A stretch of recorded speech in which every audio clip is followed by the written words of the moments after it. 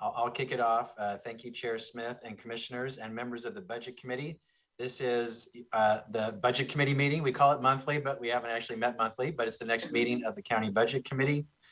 I'm Gary Schmidt, County Administrator. If I may, I'll just call on your name. If you will please introduce yourself to the group and to the public watching. I'll just go in a circle on my screen. Commissioner Schull. Yes, good morning. Commissioner Mark Schull. Sandra. Good morning, Sandra Montoya, Budget Manager. Wilda. Wilda Parks, citizen member. Chair Smith. Hi, Tootie Smith, Chair. Thank you. Blaze. Morning, Blaze Riggin, Senior Budget Analyst. Jan. Jan Lee, citizen member. Commissioner Fisher. Sonia Fisher, Clackamas County Commission. Commissioner Savas. Paul Savas, Clackamas County Commissioner. Elizabeth. Morning, Elizabeth Comfort, Finance Director with Clackamas County. Can't hear her very well. Yeah, your volume is very low, Elizabeth. Shannon, go ahead, introduce yourself, please. Shannon Bays, Clerk of the Board. Great, and I see Commissioner Schrader's in the attendees list. If you could bring her over, please. I'm Gary Schmidt, County Administrator and your Budget Officer. And we have our fantastic PGA staff. They are Clatco TV. That's why you see them on the screen. Thank you very much. Recorded, of course. With that, wait a second for Commissioner Schrader to come in the room here. Better, Carrie? No, it's still very low, Elizabeth. All right, Commissioner Schrader, would you introduce yourself, please? Hi, Commissioner Schrader. Good morning, everyone. Thank you. Quickly, commissioners, as you know, there are 3 vacancies for the public members of the Budget Committee. We're in a recruitment process. We have some applicants, which will be coming forth for you soon. You still have a quorum, however. You do have a quorum to conduct business because a quorum is 6 members of the committee, and you have 7. So good news on quorum. With that, I'll turn this over to our finance staff who will kind of drive the show here, and then we'll have plenty of time for discussion and Q&A. So Elizabeth, are you starting, or Sandra, are you starting? I'm going to go ahead and start. Thank you. Thank you. Good morning, everybody. We appreciate your time, and thank you for participating by Zoom and keeping everyone safe. So with that, Blaze, if you will throw up the agenda. I trust that you've had a chance to review the packet by now. And we're going to jump right into the 2050 General Fund forecast. And I'm going to have Blaze switch to Excel so that we can highlight the lines that we're discussing as we go. If you'll give me 1 second. Okay. This is a 2050 long-range forecast. The intent of this longer range forecast is to cover the period for the courthouse payments. So what we've done is we've created a forecast that backs in to the amount of money, or another way of wording it would be the reductions necessary to create sufficient capacity for the courthouse payments through 2049-50. So the first line at the top you'll see is our beginning fund balance. And I'll point out the county has a very good fund balance. It's a healthy fund balance that aligns with the AAA rating that the county enjoys.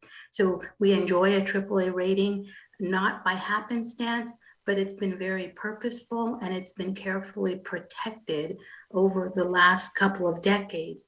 And so the fund balance is sufficient for meeting the reserve policy and the contingency policy.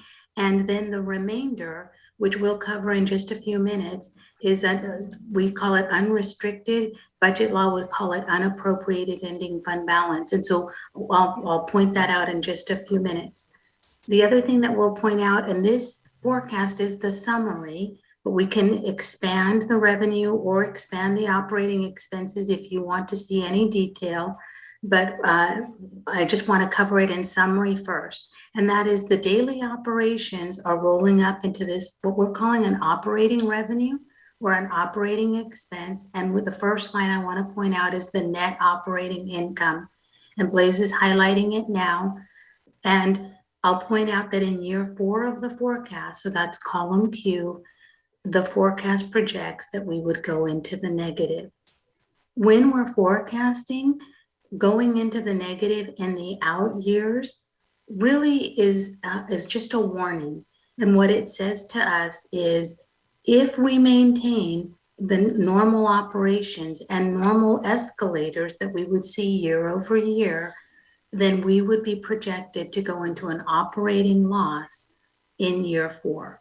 So we would say in year 4, we have an unsustainable budget. And budget law would say that we would need to correct that, either by dipping into reserves or contingency, or by reducing operations or looking for new revenue so that we could get this budget in balance. The good news is in years 1 through 3 of the forecast, we are operating in the positive, in the black. And so we have sufficient revenue coming in to meet normal operating expenses. The difficulty in the Clackamas budget is that aside from normal operations, there's also some special projects that we know we want to accomplish. Those special, yes. I'm sorry, I see Gary has a comment. Oh, I'm sorry, Gary. That's okay. I apologize to interrupt you, but I really want to call out, this is good news, commissioners, at this point. That line that's highlighted, the line looks like 32, we have a sustainable budget. We've delivered what you've asked for, and it shows for the next 3 fiscal years. And that's a bravo to staff and to you, commissioners. Fiscal discipline.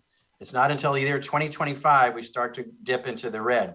But for the next 3 fiscal years, we are sustainable. Expenses are lower than revenues. Our revenues are higher than expenses. So good news. I just want to call that out. Gary, can I have a quick question on this? Sandra, I'm sorry to interrupt your presentation, but does this account for the pay equity situation going forward? Yes, it does. Gary's saying yes. Yes, Okay. it does. It does. We still have a sustainable budget, including the pay equity costs. That's Great. rolled up here in that line 32. Thank you. And Commissioner, I'll ask this question because some of you, it has been, a while since we covered the assumptions that we build into the forecast. Would it be helpful for me to step back and speak to the assumptions that we've built in? I think that would be great, Sandra. Okay, so then we can scroll down. Thank you, Blaze. So the very first assumption that we built in, and again, remembering that we have backed in to this forecast, so much like we would in our home budget, where we put in all of the things that are required for living. So like our shelter and our food, those are all things that have to be put in first before you know how much spending money you have. This forecast is built with that same sort of architecture. We have contingency and reserves at the policy level. Those are baked in first. Funds in excess of those reserves and contingencies are then used to mitigate reductions. We have normal PERS increases and PERS every other year. So it's a biennial process. We'll see a spike in PERS cost in year 1, and then a normalizing in year 2. And you'll see that pattern throughout the forecast. We have property values or property assessed values growing by 3.8%. And that starts beginning in year 3. And then it goes out for the rest of this forecast. We have CPI growth of 2.6%. In year 1 of which is fiscal year 22-23, we have a 4.5% COLA built in. That is the cap by union contracts, and it coincides with the increases that we are now seeing and have seen for the last year and a half. I heard a pause. Go ahead. Okay, in fiscal year 27-28, Commissioner Savas, you'll be very happy to know that we have baked in the balloon payment of $6.7 million. I know that that's been a concern of yours in the past, and we want to make sure that we have that covered. We are also recommending in this forecast an upfront payment for the libraries. What we did is we modeled that if we do an upfront cash payment, so a cash payout of those library buildings versus issuing debt, that we would save $7 million in interest over the life of that debt. So if we assume 20-year debt, over that 20-year period, we would be saving $7 million. So that is the assumption that we've built into this forecast. We're also building in 14 million in road improvements for the upcoming traffic study, and that is in coordination with the courthouse construction. We've got 1.5, almost 1.6 million in the current fiscal year and 3.1 million for next fiscal year in Equal Pay Act adjustments. And that is the general fund covering that initial cost of equal pay for the entire county. So those are the assumptions that we built in the model. There's lots of other little ones that we can cover, but those are the high level that we know would be a concern to you. Beyond that, then we have backed into that number. And so Blaze, I'm going to have you scroll up again. Thank you. The middle section, you're going to see rows 35 through 42. Those are the special projects that you have shared with us thus far. That this is not the all-inclusive list, but I would point out that these are the ones where we have been able to identify an estimated cost and an estimated target date. So for those types of projects, we have put those into the forecast and then backed into the number for the reduction that would be necessary to create capacity in the forecast. So again, as we go, some of these numbers may fluctuate as we learn better, but for now, these are placeholders. And Commissioner Fisher, I see your hand raised. Yeah, thank you. I'm not sure if now is a good time, Chair Smith. I don't know how you want to run the meeting, if we just want to keep lists of our questions. You know, I think that commissioners or anybody feel free to ask the questions if that's okay with Sandra and Elizabeth. Absolutely. Okay. Yeah, I really appreciate you going over the assumptions. I'm wondering about retirements and people retiring at higher wages and us hiring at less than the very top of the scale. Is that an assumption that's taken into account with this forecast? No, I can honestly say, Commissioner Fisher, that we haven't considered that. We have maintained personnel, just escalating it over time at the CPI. And Blaze, you may have to remind me of what number that is that we built into the future years, because I can't remember as I'm speaking right now.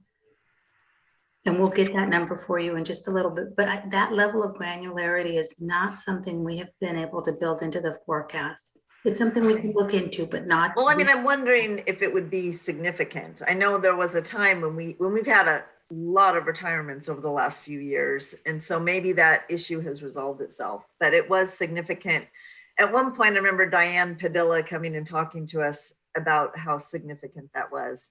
The next question, you said that there's a CPI of 2.6. So right now we know inflation, I don't know what it is right now, but it's way more than 2.6. So is there an assumption that it will average out over time, or why are we only doing a 2.6? So I'll share that the forecast built in a 2.6 because that's the longer term average. But what that means is that in years where that, and I should say the 2.6 is on materials and services.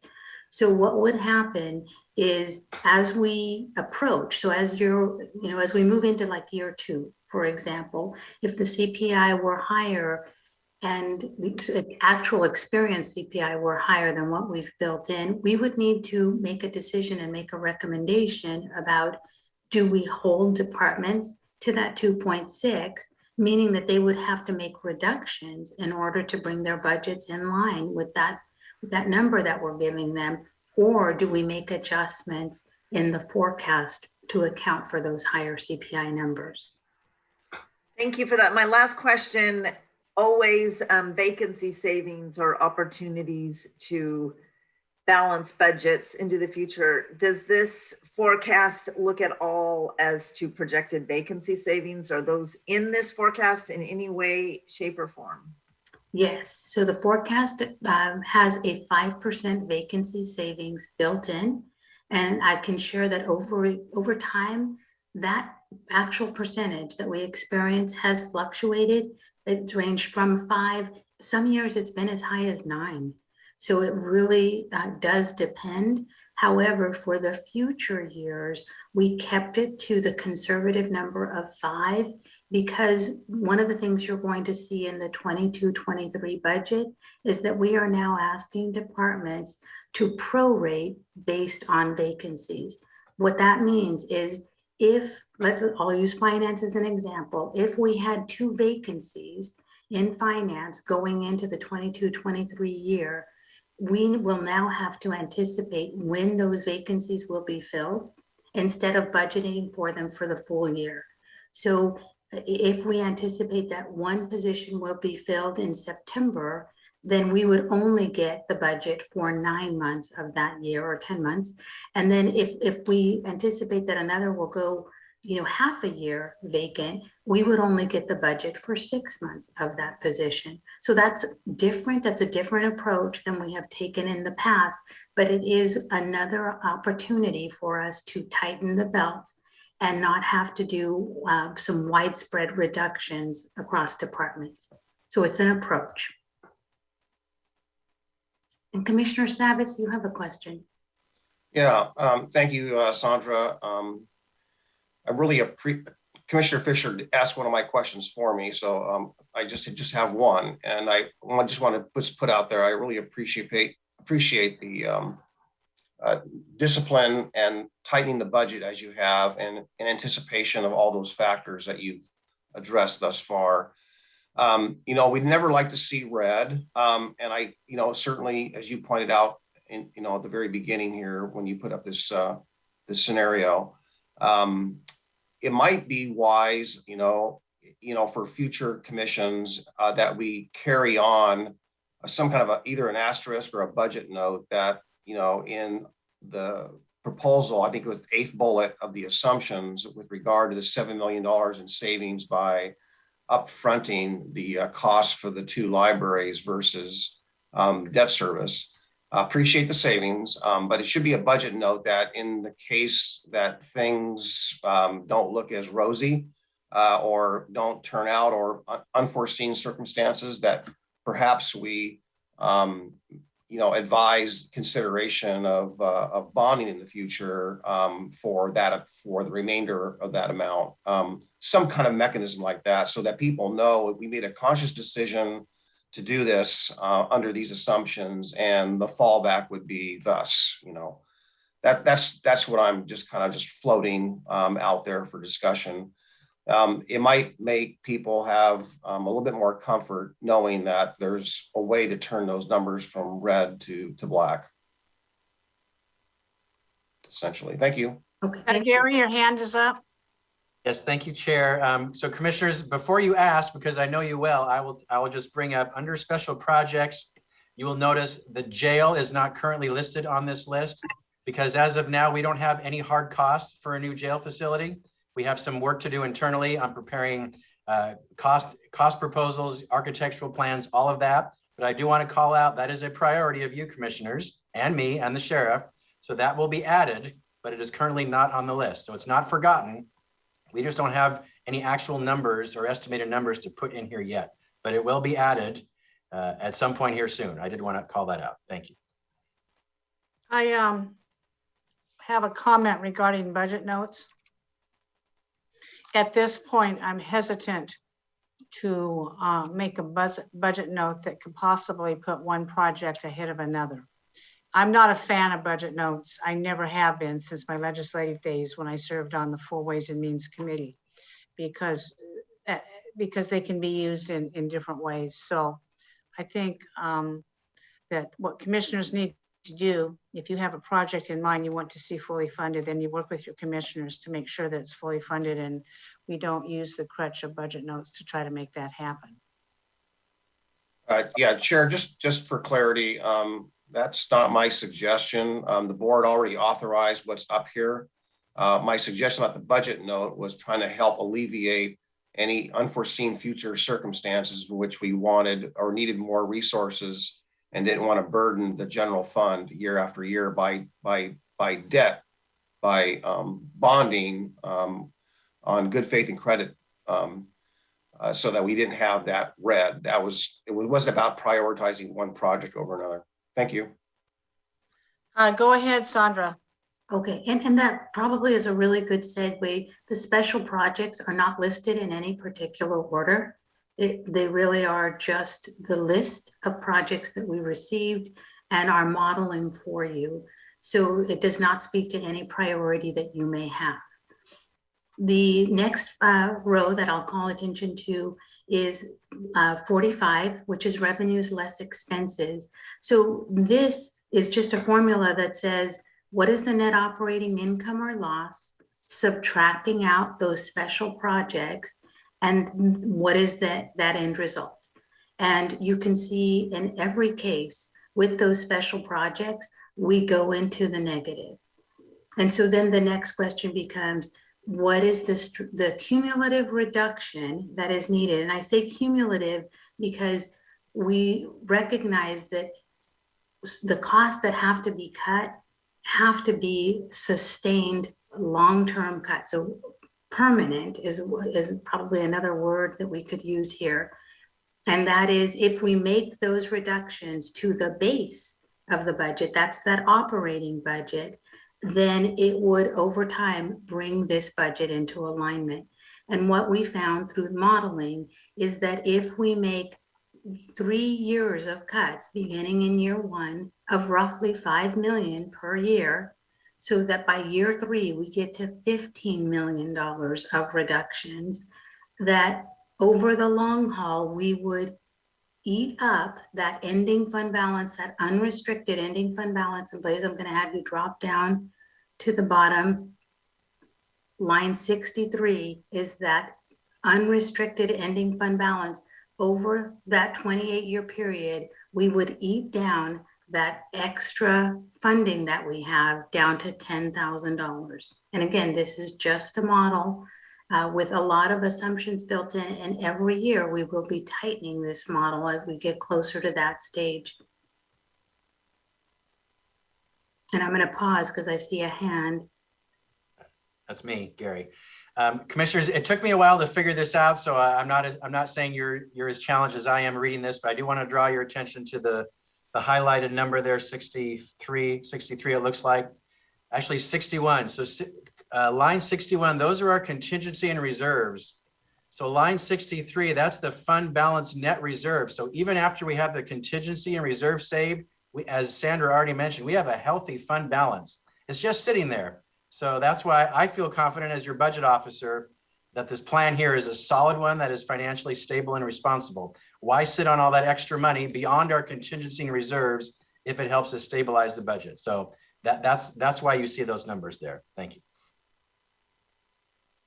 Yes, thank you, Gary. And I should point out that what this line 61 is the calculation of the required contingency and reserve by policy. So that's what we've done, is looked at the operations and said, okay, every year, what is that required contingency and reserve level? And then we subtracted out the difference to come up with line 63 to say, okay, here is the balance of that unappropriated ending fund balance that we have. So we're calling it fund balance net of reserve requirements. And that is, the goal is to eat that down over time in a sustainable and measurable way so that we can accomplish the projects and maintain operations. So with that, I'm going to pause again and see if are there any other questions.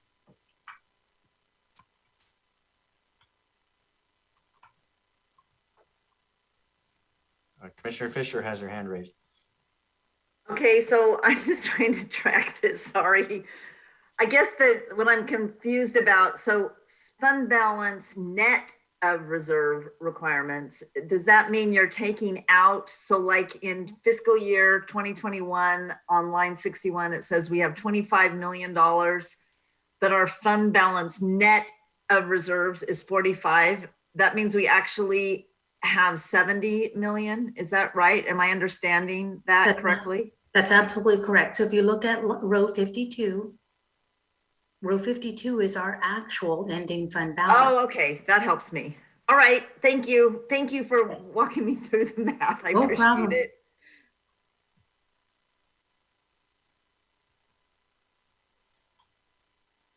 Commissioner Savas. Yeah, one thing that struck me when I was reviewing this last night was forecasting out to the year, the year 2050. That at least parsing out a couple, 3 years there. Was that to demonstrate debt service for the courthouse, or what was the thinking there? The thinking was trying to get all of the payments for the courthouse. So it's not a debt-driven payment. It's actually, we're going to do it out of operations.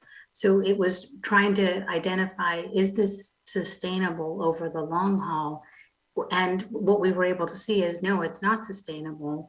But what would be required? What capacity would need to be built into the budget in order to make that courthouse project sustainable? And the answer that we came up to is 15 million. Then the good news is that we can ramp up steadily to that 15 million. It's not like we have to do $15 million in cuts now. We could do it incrementally, about 5 million per year. The earlier that we start, the less, and that's what we found, is that the earlier that we begin with those reductions, the smaller the overall impact.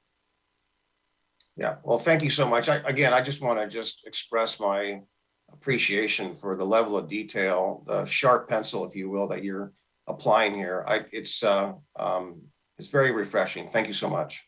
Well, thank you. And I wish that I could take credit. It was actually Elizabeth's idea. So it was her brilliant idea. And we, Blaise and I simply crafted this and are speaking to it. So thank you. Gary, you have your hand up. Yes. I'm having trouble accessing my waved hand feature. There's a staff member available. Please come in and help me. And then I have a question after Gary. Go ahead. Great. Thank you, Chair. I just want to quickly recognize our fantastic finance and budget staff. Commissioners, the staff heard you loud and clear over the last several years, and this forecast is phenomenal. It's a 30-year forecast. They've considered everything, and we're providing to you all the data and details you asked for. So bravo, Elizabeth, Sandra, Blaise, Roxanne, Jeanne, Priscilla, your entire team. Bravo to you. Thank you. Thank you. Thank you. Sandra, you said we have an upfront payment for libraries. I see a line there that says $12,500. Is that the same thing? Yes. Please, if you'll scroll up, yes. Okay, thank you. And I should say that is the breakdown of both libraries. So, and I know that that number has changed over time. This was one point in time when we were given that number, and that is what is included in the budget. That's not to say that it can't change.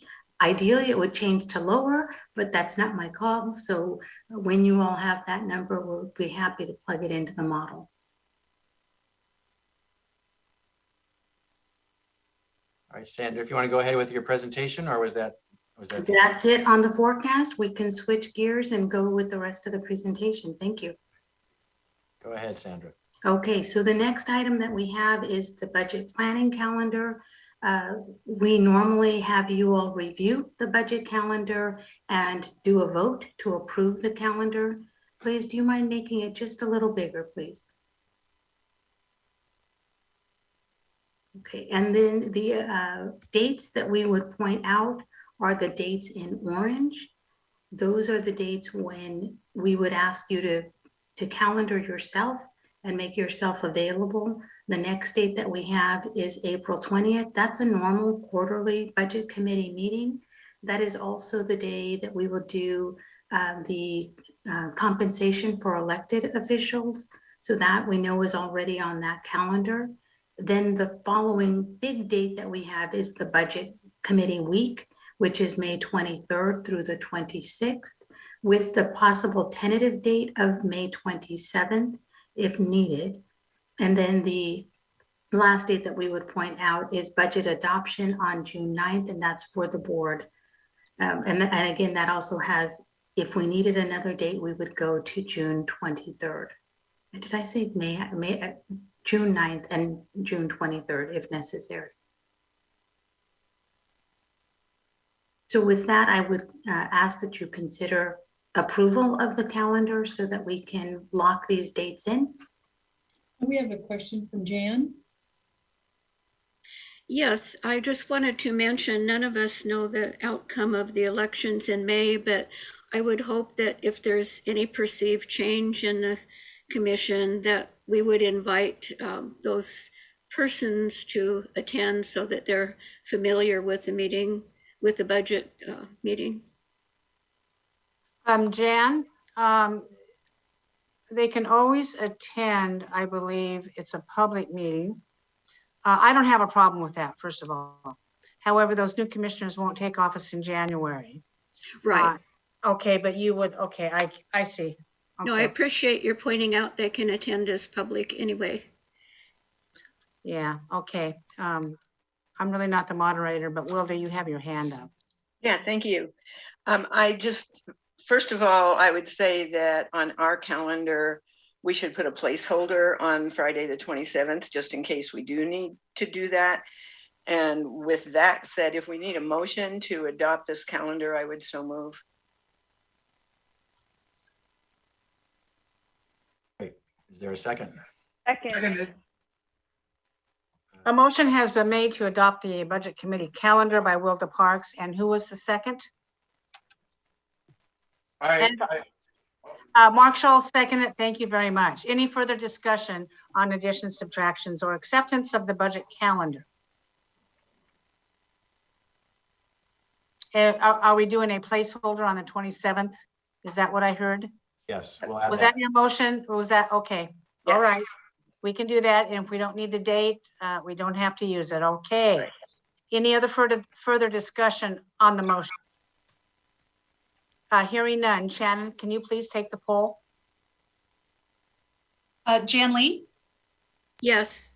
Wilda Parks, Yes. Commissioner Savas, Aye.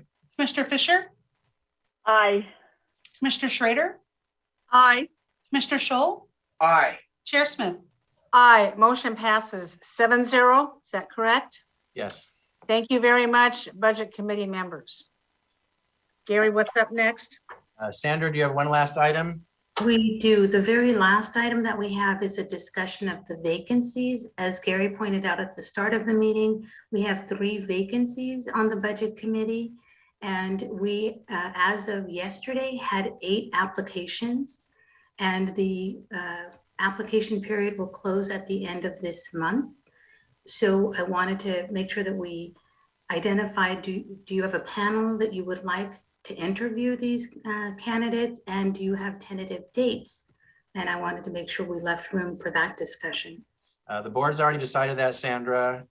It's Chair Smith, and I forget who, is it Commissioner Schrader or Savas? I forget, but the board's already decided that, Sandra.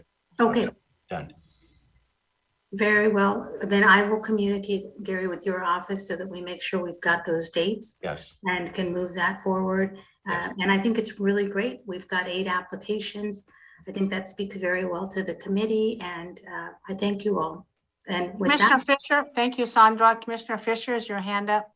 Yeah, I'm just curious. I would like to see the applications of the 8, just because I'm interested in who in our community would like to be on a budget committee. I think that's good information for us to have.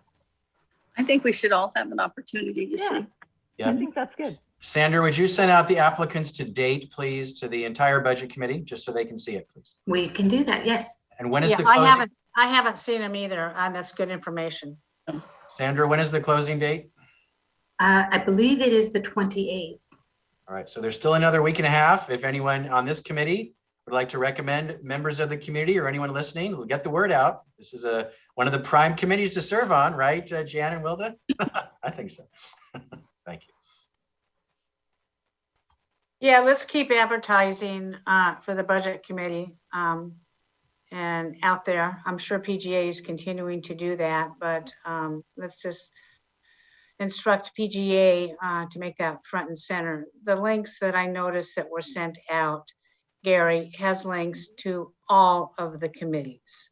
And I found that frustrating in my own individual posts. I kind of didn't like that. So it's not easy. People don't even know what I'm talking about on my social media. They're just like, you know, so. And although I think I said budget committee, you have to scroll through it. People are not going to do that. Got it. We can fix that. So we'll have an updated option there for you, commissioners. Yes. No, and if I can add, sorry, Priscilla on my staff just communicated the deadline has already closed. So 1/5, she says, was the deadline. So I apologize. It's not continuing. The 8 that we have are the 8 that's it. So we will send you those applications and start the process. Great. Very good. All right, Sandra, anything else? That is it. That's all that I have. Any other comments from the budget committee? Wilda has her hand raised. Yeah, thank you. I appreciate all the information that was in the packet. And I guess I'm not sure exactly what question I want to ask, but bear with me as I work through this. I'm wondering what kind of, how one offsets the other with the vacancy rate and the overtime rate. And do we track like sick leave and all of that? I imagine in this past year and a half, almost 2 years now, we've had probably a huge or a larger anyhow amount of sick time and that type of thing than what we've had in the past because of COVID. And with COVID, in some cases, it's going to leave a permanent vacancy, and others, people are off for a long term.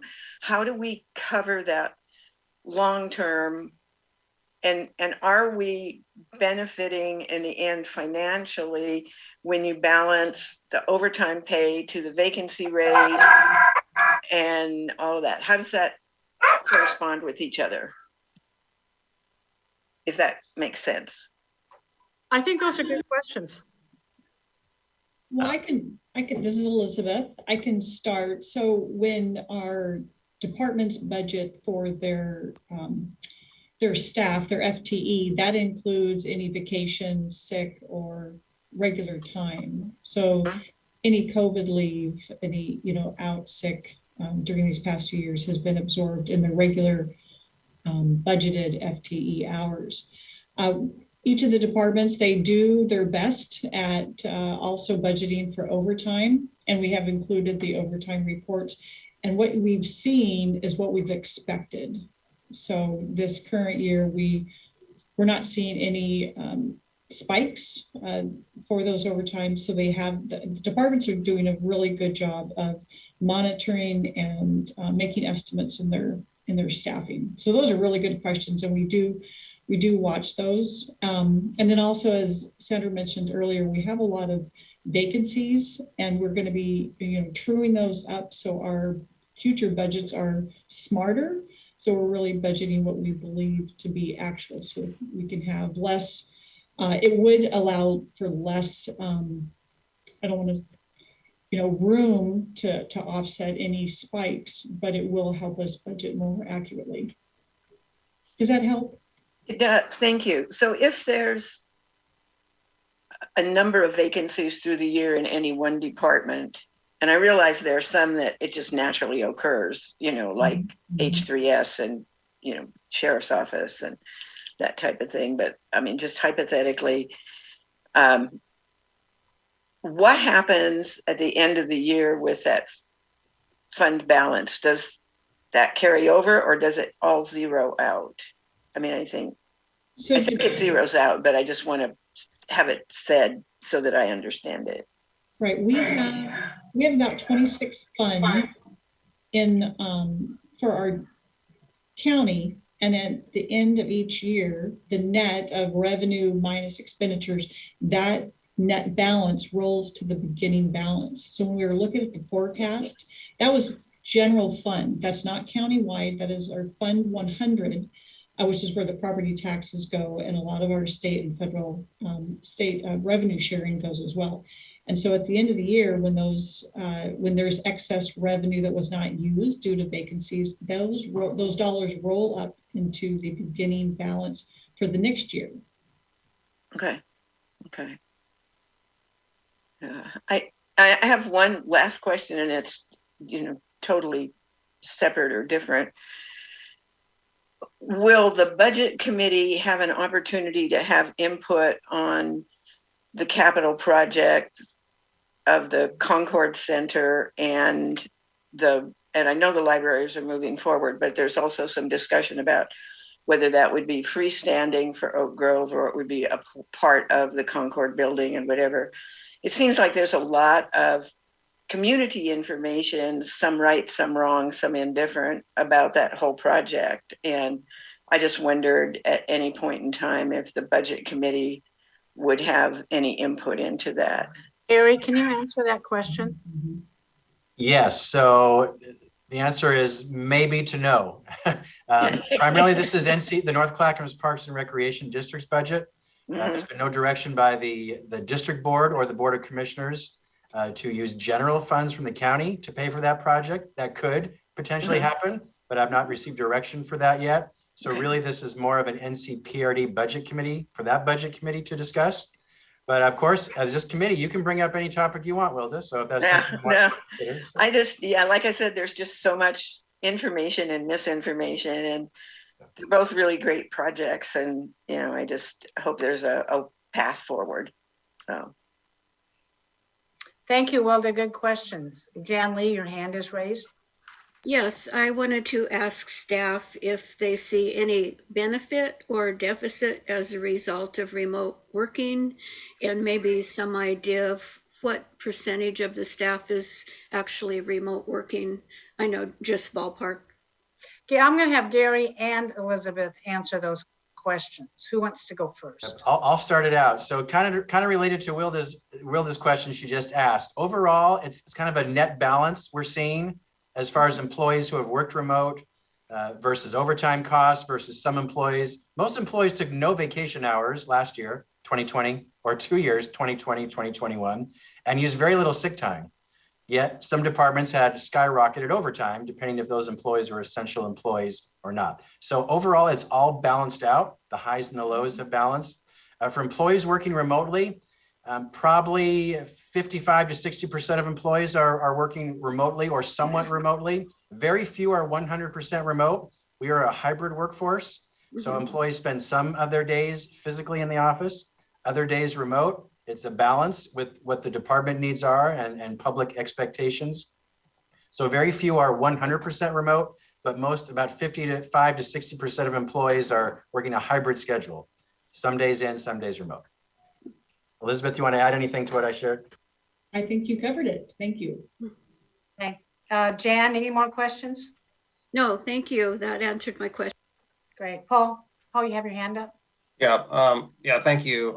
Wilda must have read my mind partially. I did want to, two things I want to say, so I'll just address Wilda's inquiry there in particular. You're right, there is a lot of information out there. I will say that right now, as of recently, it's a lot of misinformation more than it is good information. So I will tell you, Gary's aware of this pretty well. I informed my board yesterday that, as of November, we were given some financial information that didn't look very good and was pretty dire, taking it, verbatim from a discussion with staff, which obviously prompted us to take a deeper dive. And I want to thank Gary and Elizabeth and everyone, NCPRD staff that helped with that, only to find good news that the finances of NCPRD are stable, good. There's $13 million in the bank. There never really was a problem as it was proposed to be one or purported to be one in November.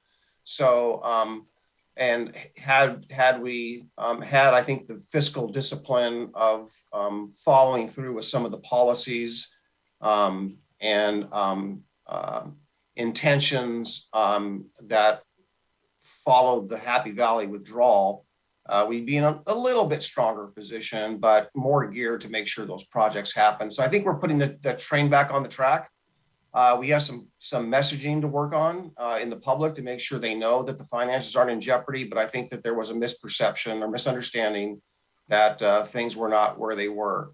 What I did want to say prior to Wilda's comments when I first put my hand up was that first of all, I want to thank all of you, the citizen members in particular, for the level of detail, the questions, the thoughtfulness, all the responsibilities that we incur, and as we navigate and work with our staff to help us put together a good budget.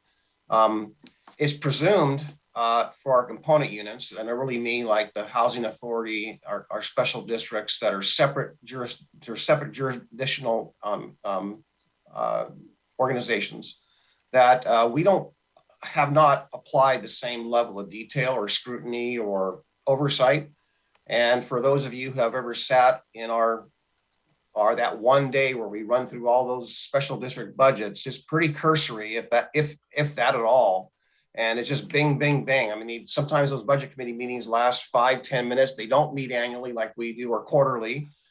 So they haven't had the same amount of love or attention. And consequently, even some of the policies that we assumed would be adopted by the districts haven't been carried over in a like manner. So I'm hoping that our staff our finance staff can help work with our district staff to get those policies more embedded and more realized. I don't think there's anything to fret. All the monies are there. It's really about, again, just cleaning up the finances and cleaning up the policies and getting those adopted. Doesn't change the financial outlook or their viability. It all looks good. There's no problems out there that I see, but I just think that we need to carry over our work. Not the budget committee, not us in particular, but just carry over the same policy level and attention with those individual component units and those budget committee members in particular. Thank you. Any other comments from anybody in this panel, including staff? Gary, what's next? We are at the end of the budget committee meeting, so we're done for today, Chair. Well, thank you.